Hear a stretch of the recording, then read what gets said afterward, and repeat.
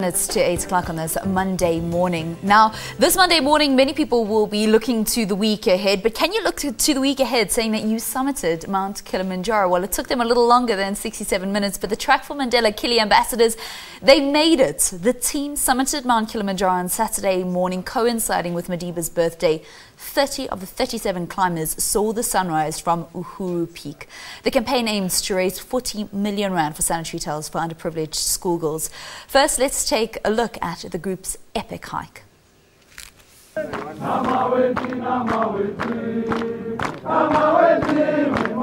majestic 5,895-meter Kilimanjaro, Africa's highest point. She's no easy climb. For these ambassadors, a mammoth mental and physical challenge.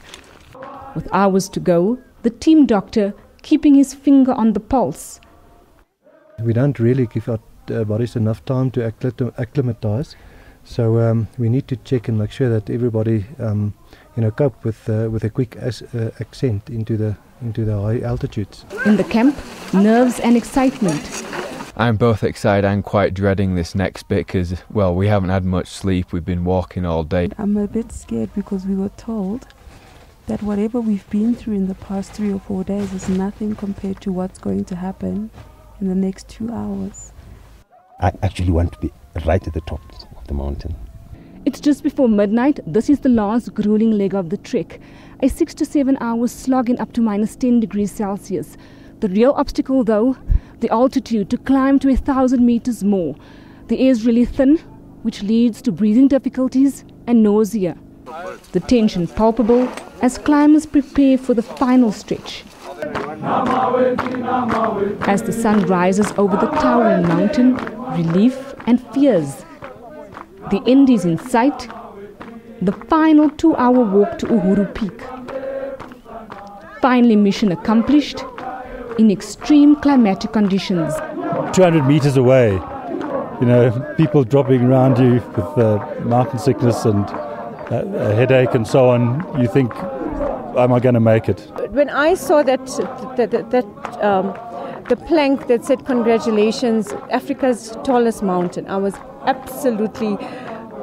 amazed. I was crying like a baby because to me it was summiting the third highest mountain in the world, the highest single standing or freestanding mountain in the world. So it's an achievement. It was cold, it was dark, and you could just see hundreds and hundreds of the headlamps of all the climbers winding their way up the mountain. And I thought, how am I going to get there? It's too far. A handful didn't make it, including SABC cameraman Tumelo Setlabetsi. He suffered severe altitude sickness. The team was unable to capture footage of the elation at Uhuru Peak. Among the 30 who summited, Morning Live's Leanne Manus and myself. It took us about 9.5 hours to summit, and so for 9.5 hours I suffered, but I summited, and it was the most amazing feeling in the world to have achieved something that I thought was impossible. It's all about a greater cause. Kilimanjaro being as old as it is, it lives on.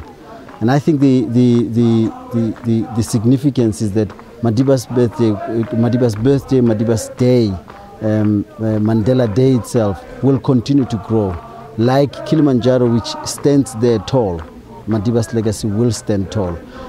This gives you an opportunity to actually get a taste of what it means to be on that long walk to freedom. And I'm feeling, I'm very humbled by the way people push themselves. Most of them stood up and they were big giants on a giant. For the Trek4Mandela team, a triumph that will linger on. It was a long walk up Kilimanjaro to keep Madiba's spirit alive.